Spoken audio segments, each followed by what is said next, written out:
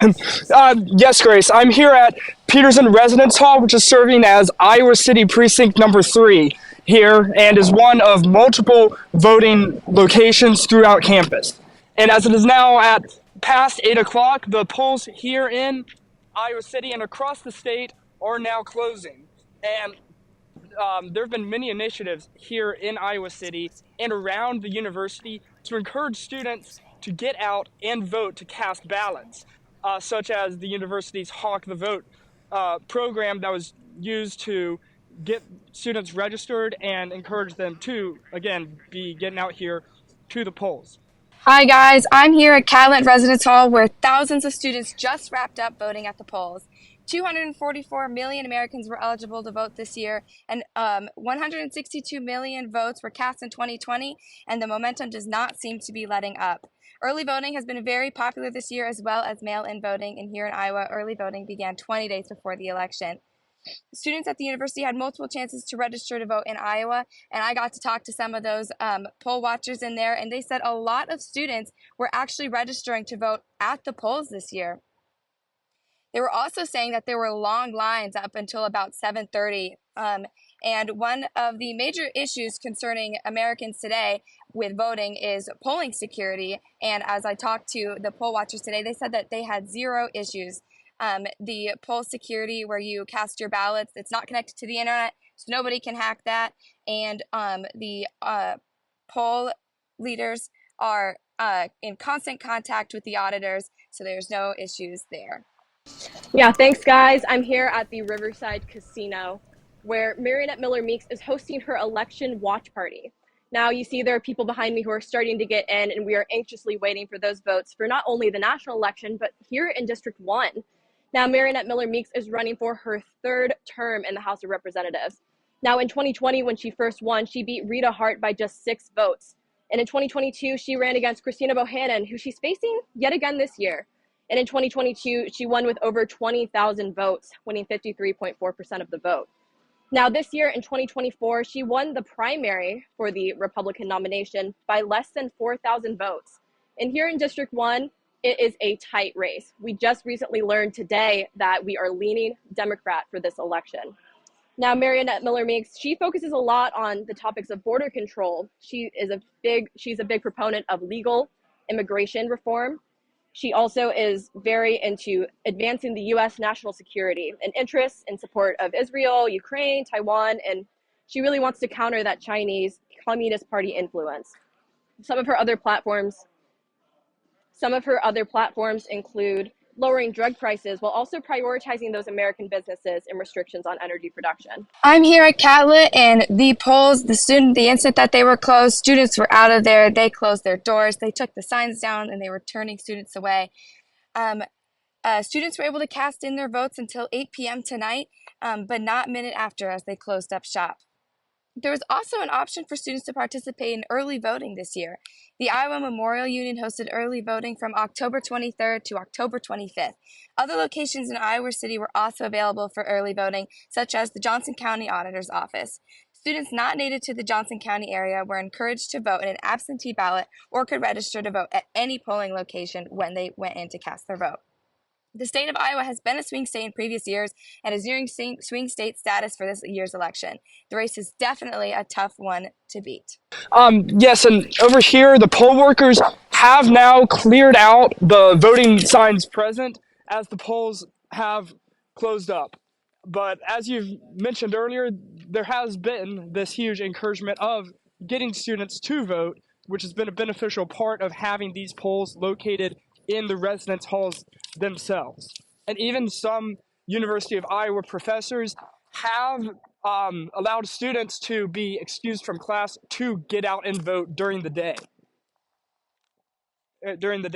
So there's been a lot of just further push to make sure students are still getting out, getting to vote, and really just for the whole University of Iowa population, making sure people are casting ballots. Hey guys, yeah, I'm at Big Grove Brewery in Iowa City where the Casino Bohannon watch party is taking place. It doesn't look like she's here yet, but as you can see, there's a pretty big crowd behind me. I don't know if you can hear it, but it's really loud. It's very lively. Whenever there's something new, there's a cheering behind me. And, you know, Christina is from Iowa. This is the second time she's running against Marinette Miller Meeks for this seat. Last time she did lose, but this time she's she's quite happy and she's quite positive that she could win this seat. So she is actually a professor at the University of Iowa at law, and she has another degree in engineering. So she's kind of a well-rounded here, and she's got a lot going for her for this election. She has a big crowd for her. And yeah, we'll just see where the night takes us. We'll see what happens when the election's called. Yeah, thanks, guys. So I'm here at the Grand Hyatt in Atlanta, Georgia, and where the Georgia GOP is holding their official watch party for tonight's election. Now, as of now, Donald Trump leads Kamala Harris in the state 52.7 to 48.7. So for now, it's still been close like most of the race, but, we'll see as that goes on for the later. Sorry, excuse me.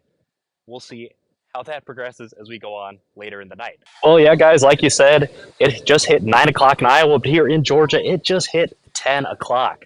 Now, nothing much has changed from the polls when you saw me just 15 minutes ago here on DITV, but I will say that 80% of the voting results are in, so we're edging closer to that final result and potentially getting Georgia called, but for now, it is too close to call. We're still here at the Riverside Casino, and you can see behind me that a lot more people have come in, and they're just waiting to hear those results. Now, the polls closed only about an hour ago, so there's definitely some anxious energy here, especially with the closeness of this race. I mean, we saw Bohannon. She took that lead a little bit earlier, but now we're seeing Marinette Miller Meeks has taken back a little bit, and we're seeing that across the state as well. I mean, we've seen that in District 3. Ashley Hinson, she's been up, there's been up and downs with this whole race, and you can tell with it here. I mean, we're not loud, we're not excited, we're just anxiously waiting to know, where we're going to end up with not only the race here in District 1, but also on the national level. I'm at the Nevada Democratic Party's watch party for the election, and we're having votes roll in because their polls just closed right now. So pretty soon we're going to be seeing how one swing state is going.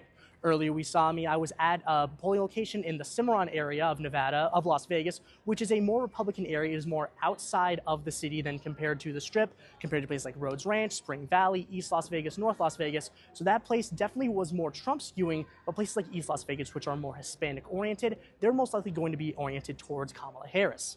Now, I do want to advise, as we're watching these polls come in, Elise said earlier, she stated that we are going to see red states like Alabama, Arkansas, these deep South red states being called early, so Trump is going to be ahead in the Electoral College as these giveaway states are coming in soon. Likewise, we're going to be seeing Kamala Harris take states like California and New York, because we're seeing these states are giveaways for a candidate. However, we do see a phenomenon known as the red mirage during these elections, during which it seems like the Republicans are ahead in a majority of swing states because their early mail-in ballots are being counted sooner. However, we still have millions of votes of in-person and mail-in ballots meant to be counted, and those do sway more Democrat, so the race is certainly not over yet. The thing I have to advise is that for many people, because these votes are coming in so soon, some people could call a race immediately. Some could say, oh, look, I'm ahead right now, so I should be ahead at the end. However, that is not how a race works. We look at the tortoise and the hare. Right now, one candidate can be the tortoise while the other's the hare, so we still don't know how the election is going. The watch party is set to begin at any minute now, and hopefully we'll have some people come up on the podium. We'll have people like Catherine Cortez Masto, Susie Lee, Stephen Horsford, candidates in Nevada who are hoping to win re-election. We're hoping to see them come up, and we're going to be able to see them speak and hopefully have a chance to interview them live. There has been a lot of cheering as Harris has gained more states, and we're seeing kind of the shifts going on. And we're watching, it was just up, we were watching the District 1, and it's neck and neck. But I was talking to some voters here, and a big pull for them was how Christina Bohannon is very pro for reproductive rights and abortion access, and that's a major pull. I was talking to someone here who shared a very, very personal, heartwarming story, how she almost died, and she would have died if she didn't have an abortion. And she was saying how if she were to have been in that situation today, she might not be here, and that as a registered nurse, that Christina Bohannon is a clear choice for her, and that Marinette Miller Meeks simply does not represent her. So there's a lot of people sharing their personal stories about why Christina is for them, and she hasn't arrived yet, but I am expecting her within the next hour, but we're still waiting for some votes to come in and for the screen to come back on. So we're still waiting on Bohannon to show up. Rumor on the street that she'll be here in about 30 minutes, and she'll be walking in the door right next to me. And the screens are back up, and you probably can't see it from here, but currently Christina Bohannon is leading in District 1. And in District 3, the Democratic candidate is also leading. And I just want to go through some of the history between Bohannon as a candidate.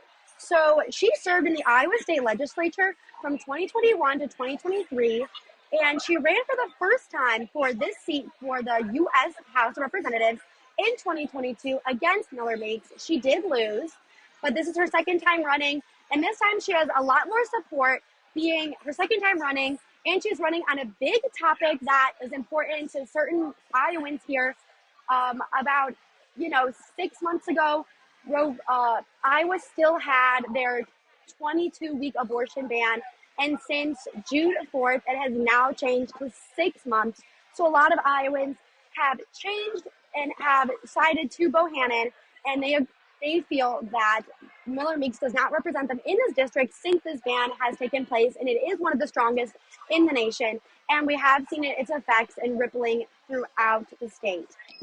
Things are staying about the same here. We're still waiting on hearing those election results and hearing from Miller Meeks. But in the meantime, I've had some nice conversations with some of the voters here who've told me a little bit about why exactly they're voting for Miller Meeks in this election. There have been some common themes, whether that be her military background. There's been a lot of talk about her moral compass, that she feels grounded, she feels like she's trustworthy. There's also this idea that, Miller Meeks wants to protect Iowans, and whether that be farmland for foreign investors or border security, she's a very big proponent of cracking down on illegal immigration. And I also have heard some personal stories. I talked to this man who told me a story about how when Miller Meeks first started running, she stopped into his restaurant, and from there, he felt like he knew her. He felt like he trusted her.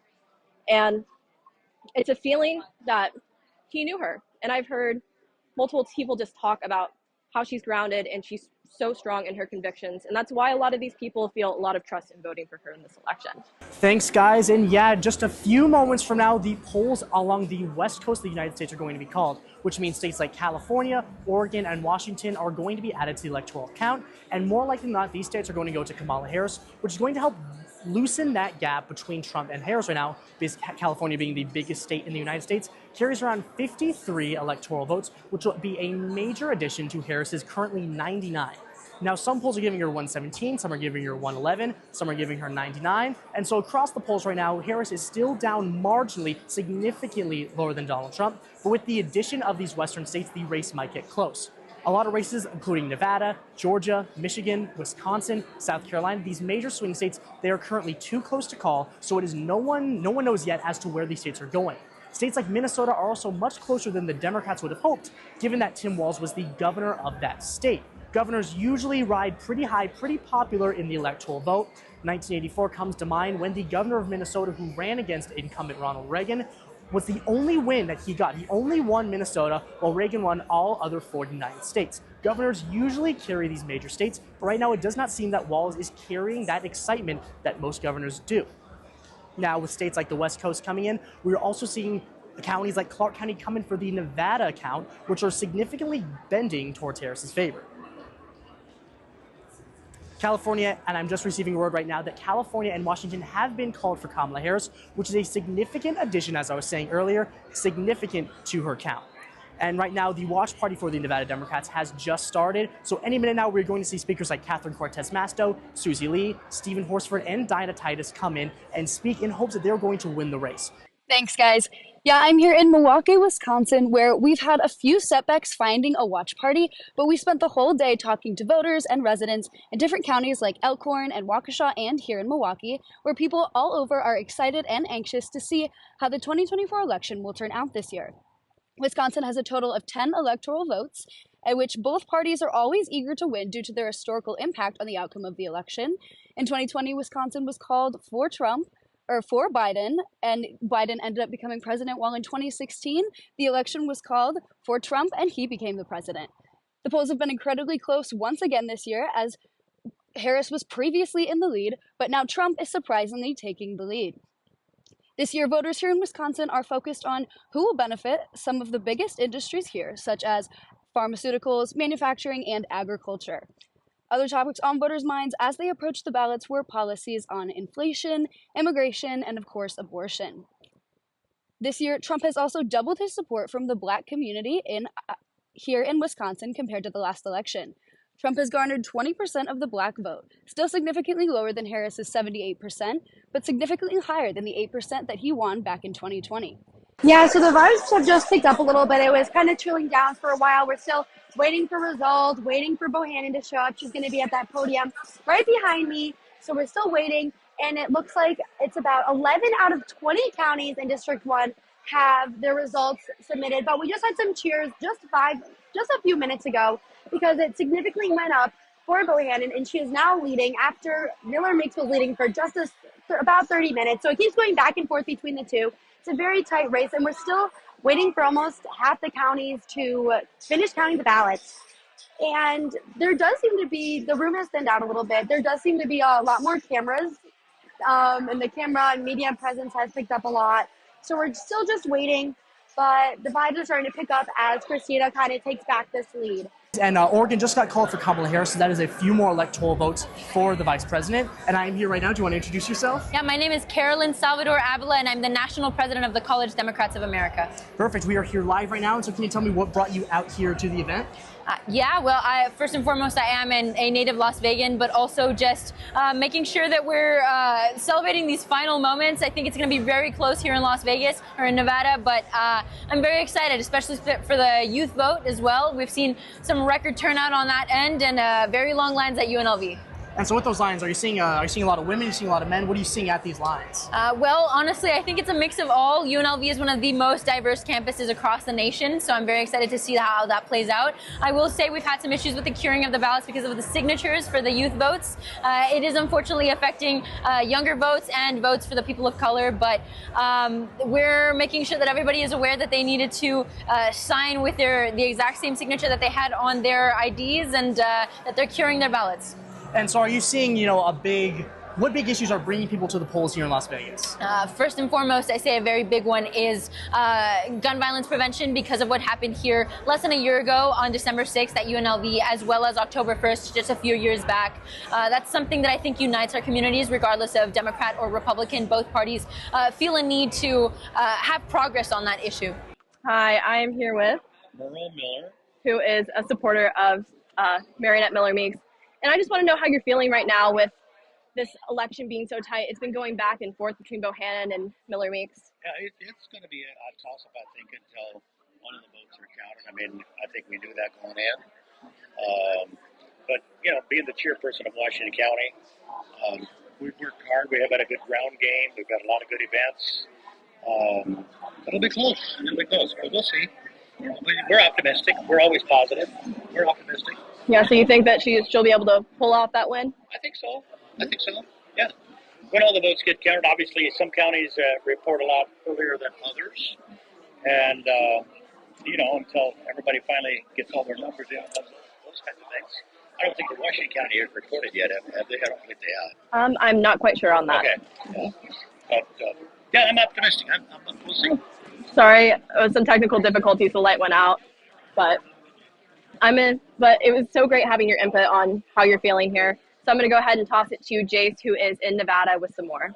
Here with Julian Salvador. Do you want to introduce yourself real quick? Yeah, so my name's Julian Salvador. I am the policy director for the High School Democrats of America Latinx Caucus and the president of the Spring Valley High School Democrats. Perfect. So can you tell us what your organization has been doing leading up to the election to get people out and vote? Yeah, so really just canvassing all around here in Vegas, especially doing that phone banking, doing those door knocking, all around here in the Valley, getting people out to vote. We ourselves can't vote, but we want to get that message out there that what Kamala Harris and what Tim Walz stand for is what our future should be. Fighting for that climate change action, fighting for a better economy for all working class Americans, all of that and so much more.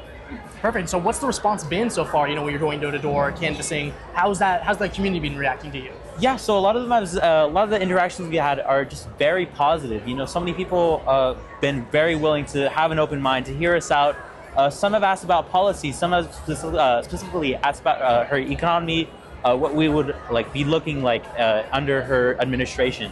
And really with so much of her policies being outlined, like the child tax credit, tax credits for small businesses, so much more, we've really been able to push out that message and we could see Nevada go blue. Perfect, yeah. And so in previous years, politics has become so, divisive, and sometimes emotionally provoking. What's it been like? Has there been a change? Are people more willing to talk, or is it kind of the same? Oh, people are definitely more willing to talk, and especially in high schools, we have so many people, either Democrats or Republicans, even though we can't vote yet, we already are having these discussions, and we can have them very open-mindedly, both sides, and we can even come to consensuses at many times, like high schoolers all around.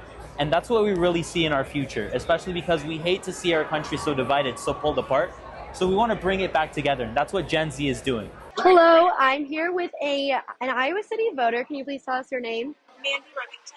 And Mandy, why are you here today? I am here today to share space with other community members who share my values as we watch some highly anticipated and competitive results come in tonight on Election Day. And why is it important for you to support Christina Bohannon here tonight? As a mother and as a woman and person who is living in a state that is passing increasingly complex and restrictive laws, it is important to support candidates who share my values and support our freedom to make decisions about our bodies like Christina does and unlike Mona Meeks. And so it is really important to make sure that we have somebody representing us in Congress who is willing to stand up for our Thank you so much. This has been a consensus from several people I've interviewed tonight that one of their biggest polls for voting for Christina Bohannon has been reproductive freedom. Thank you so much, and I'm here live right now with Shavonda Blaylock. Yes. Can you tell us to the audience who you are right now? Hi, I'm Savonda Blaylock. I'm from SEIU UHW in California. Perfect. So what's bringing you out here tonight in Las Vegas? So what brought us out here and myself out here, we are out here canvassing for Kamala. We were door knocking. We've been out here for 5 days making sure that Nevadians know that we're here, that they have support, and to get out and vote. And so what's the response been from the community so far, people you're talking to? The community has been great. We have been able to really connect with the community, let them know that they have union members out here, that they not only have union members, that they have members that really care for their what's going on in their community at this time. And we have the Nevada Democratic Chair coming on to speak right now, so we're going to bring it to her. Thank you so much. This was Shavonda Blaylock. Thank you. Thank you so much for speaking to me. We're going to let this know. Thank We're going to take it to Nevada. Thank you so much. Thanks, guys. And I am here live at the Nevada Democratic Party's watch party for the election. And just moments ago, we had the Nevada State Democratic Chairwoman come out and give a rousing speech in support of Kamala Harris, despite her current stumbling towards an electoral college. Currently, Donald Trump is up significantly over Kamala Harris. However, as I was saying before, that red mirage is beginning to shift, and we're about to see the blue wave come back. Now, it's not an overall win for Harris so far, with states like California, Washington, Oregon, Virginia all coming in support of Harris. That electoral college is starting to get narrower and narrower. Now, with the chairwoman speaking, she's bringing up issues like abortion, immigrant rights, healthcare, climate change, and looking towards the future, saying that same slogan we have kept hearing throughout the election of "we are not going back." And with the ending, she's talking about shattering the glass ceiling, or she called it the largest glass ceiling, which is the presidency. And as she says, she is confident that at the end of the night, we will be saying, "Madam President." Now, we do not have a clear winner yet, and as we're nearing closer, I begin to think that we're about to see a 2000 election done all over again. Now, that was when Vice President Al Gore was going up against future President George W. Bush, and the race was so close that it came down to just 300 votes in Florida. Now, in that instance, we had George W. Bush take it all the way to the Supreme Court, where the Supreme Court did rule in favor of those 320 votes going to George Bush. And of course, he won that election and affected things until the end. And right now, we have supporters coming through. They are chanting live a resounding support for Harris, showing that though she is down in electoral college, the support is still coming in live. I'm about to get more footage of that. As you can see, as you can hear right now, people are wildly in support of Kamala Harris in this building right now. Like you guys said, it's been kind of a surprising race so far. I mean, we actually had left the event that we were at for the Georgia GOP because, well, frankly, we weren't sure if it was even going to get called tonight. But while we were on the way back, it did get called. And, just based on my interviews that I was doing today, I was talking to people, and it was just, in the Atlanta Metro at least, it was just straight Kamala after Kamala after Kamala after Kamala. And, you talk to people like that, and you're like, wow, this might be kind of forecasting where the election's going. But, the rest of the state, the Atlanta Metro isn't the whole state, and the rest of the state just showed that tonight with the AP calling Donald Trump winning in Georgia with 50.9% of the vote.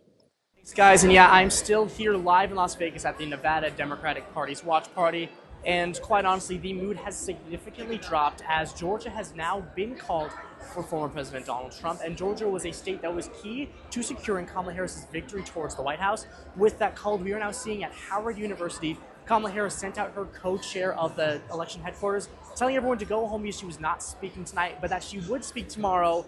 But as it seems, not speaking tonight is not a good sign for the Harris campaign. And so the vibes here have declined specifically. We have seen Senator Kathleen Cortez Masto come out. She did give a speech in support of Harris, saying that, yes, polls are still open in Nevada.